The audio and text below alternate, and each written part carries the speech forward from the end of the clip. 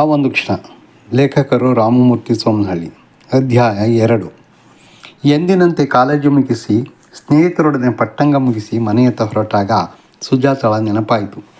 ಹೇಗಾದರೂ ಮಾಡಿ ಅವಳನ್ನು ಸಂಪರ್ಕಿಸಿ ನಾಟಕದಲ್ಲಿ ಒಪ್ಪಿಸಲು ರಮೇಶ ಯೋಚಿಸಿ ಸ್ನೇಹಿತರೊಡಗೂಡಿ ಸುಜಾತಳನ್ನು ಮಾತನಾಡಿಸಲು ಹೊರಟ. ಸುಜಾತ ಸಹ ಸ್ನೇಹಿತೆಯರ ಜೊತೆ ಹರಟುತ್ತಾ ಮನೆಯತ್ತ ಹೊರಟಿದಳು. ದೂರದಿಂದ ನೋಡಿದ ರಮೇಶ ಮತ್ತು ಆತನ ಸಂಗಡಿಗರು ಅವಳನ್ನು ಮಾತಾಡಿಸಲು ಬಿರುಸಿನ ಹೆಜ್ಜೆ ಹಾಕಿದರು. ಹತ್ತಿರ ಹೋಗುತ್ತಿದ್ದಂತೆ ಸುಜಾತ ಎಂದು ಜೋರಾಗಿ ರಮೇಶ ಕರೆದ. ತನ್ನ ಹೆಸರು ಕೇಳಿ ಆಶ್ಚರ್ಯದಿಂದ ತಿರುಗಿದಳು ಸುಜಾತ. ರಮೇಶ ಮತ್ತು ಆತನ ಸಂಗಡಿಗರನ್ನು ನೋಡಿ ಮತ್ತಷ್ಟು ಆಶ್ಚರ್ಯ. ಹಲೋ, ಯಾಕೆ ಕರೆದಿದ್ದು? ಸ್ವಲ್ಪ ಹೊರಟಾಗಿತ್ತು ಧ್ವನಿ. ನಿಮ್ಮ ಹತ್ತಿರ ಮಾತಾಡಬೇಕಿತ್ತು, ರಮೇಶ ಉತ್ತರಿಸಿದ. ಏನು ವಿಷಯ? ಧ್ವನಿಯಲ್ಲಿ ಆತಂಕವಿತ್ತು. ಅವಳನ್ನು ನೋಡಿದ ಸತೀಶ ರಮೇಶನನ್ನು ಪಕ್ಕಕ್ಕೆ ಸರಿಸಿ, ಹೆದರಬೇಡಿ, ಸೀರಿಯಸ್ ಏನೂ ಇಲ್ಲ ಎಂದು ಕಿರುನಗೆ ಬೀರಿದ.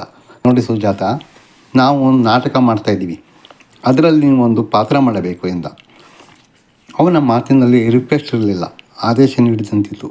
ಇದೇನಿದು, ಇವನು ಆದೇಶ ಮಾಡಿದ್ದಾನೆ ಎಂಬಂತೆ ಸ್ನೇಹಿತರ ಕಡೆ ಸುಜಾತ ಪ್ರಶ್ನಾರ್ಥಕವಾಗಿ ನೋಡಿದಳು. ಅವರಿಗೂ ಕಸಿಬಿಸಿಯಾಗಿತ್ತು. ಸತೀಶ್ ಅವಳನ್ನು ಉದ್ದೇಶಿಸಿ, ಒಪ್ಕೊಳ್ಳಿ, ರಮೇಶ ತಾನೇ ಬರೆದ ನಾಟಕ, ಅವನದೇ ನಿರ್ದೇಶನ, ಪ್ಲೀಸ್ ಎಂದ.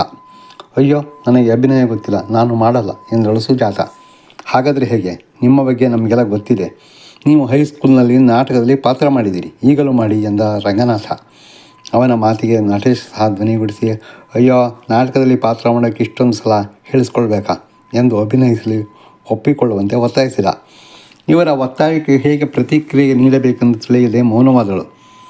ಅವರ ಒತ್ತಾಯ ನೋಡಿ ಅವಳ ಸ್ನೇಹಿತರು ಕೂಡ ಅವಳ ಮನವೊಲಿಸಲು ಮುಂದಾದರು.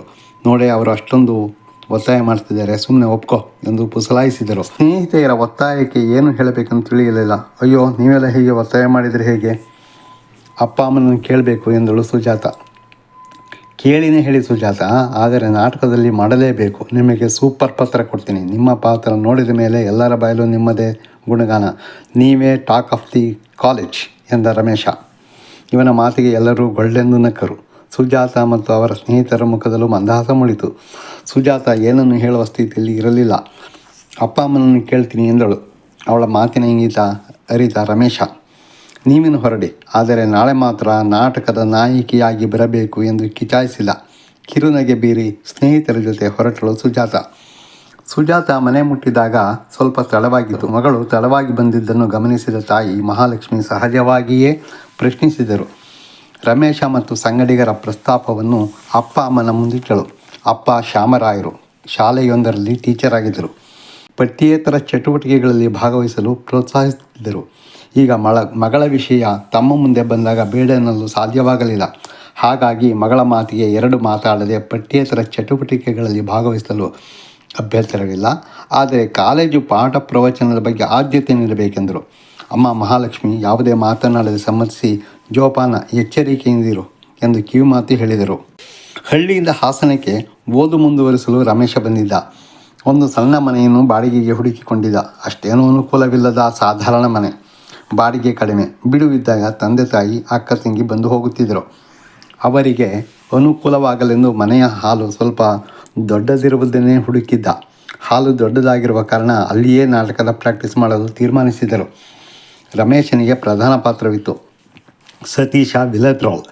ಅವನ ಪ್ರೇಯಸಿಯ ಪಾತ್ರ ಸುಜಾತಳಿಗೆ. ರಂಗಣ್ಣ ನಟೇಶನಿಗೂ ಸಣ್ಣ ಸಣ್ಣ ಪಾತ್ರಗಳು. ಕಾಲೇಜು ಮುಗಿದ ಮೇಲೆ ಪ್ರತಿದಿನ 1 ಗಂಟೆ ನಾಟಕದ ಪ್ರಾಕ್ಟೀಸ್ ಮಾಡಲು ತೀರ್ಮಾನಿಸಿದರು. ಸುಜಾತಳ ಮನೆ ರಮೇಶನ ಮನೆಗೆ ಹತ್ತಿರದಲ್ಲೇ ಇತ್ತು. ಪ್ರಾಕ್ಟೀಸ್ ಮುಗಿದ ಮೇಲೆ ಸುಜಾತ ಒಬ್ಬಳೇ ಹೋಗುತ್ತಿದ್ದಳು. ಸ್ವಲ್ಪ ತಡವಾದರೆ ಸತೀಶ್ ಅವಳನ್ನು ಮನೆಗೆ ಬಿಟ್ಟು ಹೋಗುತ್ತಿದ್ದ. ಇದರಿಂದ ಸತೀಶ ಮತ್ತು ಸುಜಾತರ ನಡುವೆ ಆತ್ಮೀಯತೆ ಬೆಳೆಯಲು ಸಾಧ್ಯವಾಯಿತು. ಜೊತೆಗೆ ನಾಟಕದಲ್ಲಿ ಪ್ರೇಯಸಿಯ ಪಾತ್ರ ಅವರ ಒಡನಾಟಕ್ಕೆ ಇಂಬು ನೀಡುತ್ತಿತ್ತು. ನಾಟಕ ಸ್ಪರ್ಧೆಯ ದಿನ ಬಂತು. ದಿನವೊಂದಕ್ಕೆ 3 ತಂಡಗಳು ಅಭಿನಯಿಸಬೇಕಿತ್ತು. 5 ದಿನ ಸ್ಪರ್ಧೆ ಇತ್ತು. ಕೊನೆಯ ದಿನ ರಮೇಶನ ತಂಡದ ಸರದಿ. ಅಭಿನಯಿಸಲು ಸಕಲ ಸಿದ್ಧತೆ ಮಾಡಿಕೊಂಡಿದ್ದರು. ನಾಟಕ ಶುರುವಾಯಿತು. ನಾಟಕದ ವಸ್ತು, ಅಭಿನಯ ಎಲ್ಲರ ಮನ ಸೂರೆಗೊಂಡಿತು. ವಿಶೇಷವಾಗಿ ತೀರ್ಪುಗಾರರು ಮೆಚ್ಚಿದರು.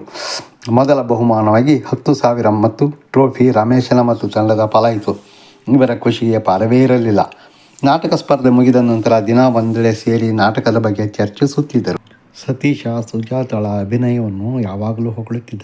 ಇದರಿಂದ ಅವಳಿಗೆ ಖುಷಿಯಾಗುತ್ತಿತ್ತು. ಸ್ನೇಹಿತರು ದಿನ ಕಳೆದಂತೆ ಬೇರೆ ಬೇರೆ ಚಟುವಟಿಕೆಗಳಲ್ಲಿ ತೊಡಗಿಕೊಂಡರು. ಇದರಿಂದ ಸ್ವಲ್ಪ ವಿಚಲಿತನಾದ ಸತೀಶ ಸುಜಾತಳ ಒಡನಾಟ ಆತನನ್ನು ಆಕರ್ಷಿಸಿತು. ಆರಂಭದಲ್ಲಿ ಸ್ನೇಹ ಅವನಿಗರಿವಿಲ್ಲದಂತೆ ಪ್ರೇಮಕ್ಕೆ ತಿರುಗಿತು. ತನ್ನ ಮನೋಇಂಗಿತವನ್ನು ಯಾರಿಗೂ ಹೇಳಿರಲಿಲ್ಲ. ಸುಜಾತಳ ಜೊತೆ ಅವನ ಬಯಕೆ ತಿಳಿಸಬೇಕೆಂದು ಹೆದರಿಕೆ, ಅಂಜಿಕೆ. ಹೇಗಾದರೂ ಮಾಡಿ ನೆಪ ಮಾಡಿಕೊಂಡು ಅವಳ ಜೊತೆ ಮಾತನಾಡುತ್ತಿದ್ದ. ಸತೀಶನ ಮಾತು ನಡತೆಯಲ್ಲಿ ಯಾರಿಗೂ ಅನುಮಾನ ಬರಲು ಸಾಧ್ಯವಿರಲಿಲ್ಲ. ಅಷ್ಟರ ಮಟ್ಟಿಗೆ ಎಚ್ಚರವಹಿಸಿದ್ದ. ಹೇಗಾದರೂ ಮಾಡಿ ತನ್ನ ಮನೋ ಇಂಗಿತವನ್ನು ತಿಳಿಸಬೇಕೆಂದು ಸಮಯಕ್ಕಾಗಿ ಕಾಯುತ್ತಿದ್ದ. ವಾಸ್ತವವಾಗಿ ಅವಳನ್ನು ಬಾಳ ಸಂಗಾತಿಯನ್ನಾಗಿಸಬೇಕೆಂದು ಬಯಸಿದ್ದ. ಆದರೆ ಅದನ್ನು ಹೇಳುವ ಮತ್ತು ಅವಳನ್ನು ಎದುರಿಸುವ ಧೈರ್ಯ ಅವನಲ್ಲಿ ಇರಲಿಲ್ಲ. ಮನಸ್ಸಿನಲ್ಲಿ ಅದೇನೋ ಅಳುಕು, ಹೆದರಿಕೆ, ಆತಂಕ. ಚಿಂತೆಯಲ್ಲಿ ಮುಳುಗಿದ ಸತೀಶ ಆಟಪಾಠದಲ್ಲಿ ಆಸಕ್ತಿ ಇರಲಿಲ್ಲ. ಯಾವಾಗಲೂ ಅವಳದೇ ಚಿಂತೆ. ಸತೀಶನ ನಡವಳಿಕೆಯಲ್ಲಿ ಬದಲಾವಣೆ ಕಂಡು ಬಂದರೂ ಯಾವ ಕಾರಣಕ್ಕಾಗಿ ಬದಲಾಗಿದ್ದಾನೆ ಎಂಬ ಸುಳಿವು ಸಹ ಸ್ನೇಹಿತರಿಗೆ ಇರಲಿಲ್ಲ. ಸತೀಶ ಮನೆಯಲ್ಲಿ ಸಹ ರೂಮಿನಲ್ಲಿ ಒಬ್ಬನೇ ಕುಳಿತಿರುತ್ತಿದ್ದ. ಯಾರೆಂದಿಗೂ ಹೆಚ್ಚಾಗಿ ಬೆರೆಯುತ್ತಿರಲಿಲ್ಲ. ವಿಚಿತ್ರ ನಡವಳಿಕೆ. ಪೂರ್ಣ ಬದಲಾಗಿದ್ದ. ನಡು ರಸ್ತೆಯಲ್ಲಿ ಅವಳಿಗಾಗಿ ಕಾದು ಭೇಟಿಯಾಗುತ್ತಿದ್ದ. ಮಾತಾಡಿದರೆ ಅದೇನೋ ಸಮಾಧಾನ. ಇನ್ನು ಎಷ್ಟು ದಿನ ಮುಚ್ಚಿಡುವುದು? ತಾನು ಪ್ರೇಮಿಸುವ ವಿಷಯವನ್ನು ಅವಳಿಗೆ ತಿಳಿಸಲೇಬೇಕು. ಇಲ್ಲದಿದ್ದರೆ ಆತಂಕ ಭಾವನೆ ತಪ್ಪಿದ್ದಲ್ಲ. ಧೈರ್ಯವಾಗಿ ಹೇಳಲೇಬೇಕೆಂದು ನಿರ್ಧರಿಸಿದ ಸತೀಶ. ಆದರೆ ಆತಂಕ ಇದ್ದೇ ಇತ್ತು. ಅವಳ ಮನಸ್ಸಿನಲ್ಲೇನಿದೆ? ಅವಳು ತನ್ನ ಪ್ರೇಮ ನಿವೇದನೆಯನ್ನು ತಿರಸ್ಕರಿಸಿದರೆ? ಹೆದರಿ ಬೆವೆತು ಹೋದ. ಮುಂದುವರಿಯುವುದು ನಾಳೆಗೆ.